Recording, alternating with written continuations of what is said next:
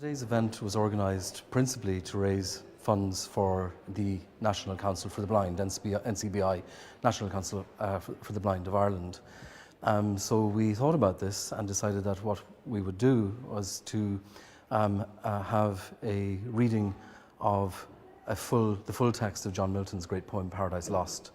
And the appropriateness of this has to do with the fact that Milton composed the poem when he was himself blind.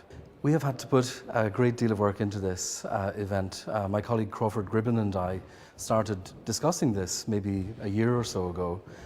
First of all, of course, we had to agree on the text, and we chose Milton's Paradise Lost because of its appropriateness for the charity, NCBI. But then, of course, it was the business of trying to find people to read the poem. It's a poem in 12 books. Recordings of the poem do exist, and they are between 8 and 12 hours in length.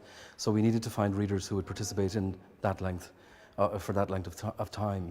The reading begins with Des Kenny, the CEO of NCBI, who will actually be reading a dedicatory poem to John Milton by Andrew Marvell in a Braille text. This will be followed by Trinity College's disability officer, Declan Traynor, reading a section of the poem. And then the first 120 lines or so of the poem will be read by Seamus Heaney. We will also have a number of other well-known poets reading throughout the day: Gerald Daw, Nuala Ní Dhomhnaill, Elaine Quillinan, Gerald Smith, and many others.